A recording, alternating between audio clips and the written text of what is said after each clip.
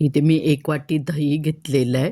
त्यापासून मी एक नवीन रेसिपी बनवणार आहे. तर ते बघण्यासाठी हा व्हिडिओ शेवटपर्यंत बघत राहा.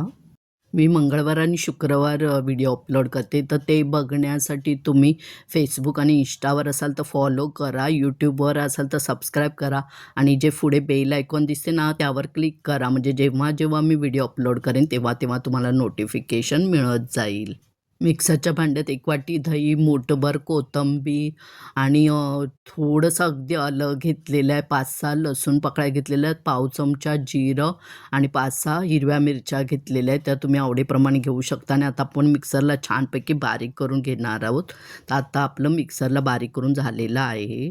तुम्हाला माझी रेसिपी आवडत असेल तर लाईक करा, शेअर करा तुमच्या मित्र-मैत्रिणी, नातेवाईकांना आणि त्यांनाही सांगा लाईक आणि शेअर करायला.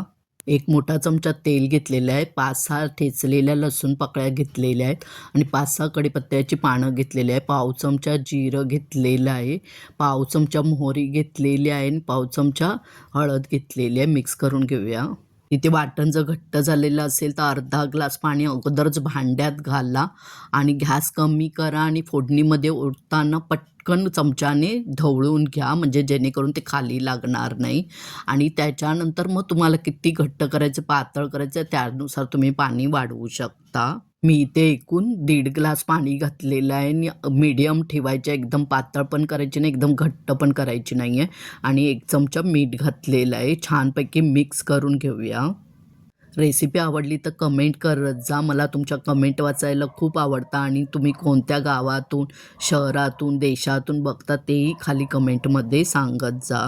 कढीला उकळी आल्यानंतर गॅस कमी करायचा आहे आणि चमच्याने 2 मिनिट ढवळत छानपैकी कढी शिजवून घ्यायची आहे. जर झाकण ठेवला तर सगळी बाहेर येणार, ती सांडणार. म्हणून झाकण लावायचं नाही आहे.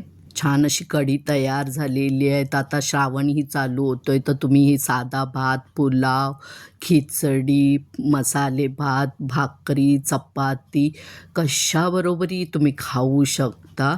छान होते, करून बघा, मस्तच. अगदी 10 मिनिटात होणारी रेसिपी आहे.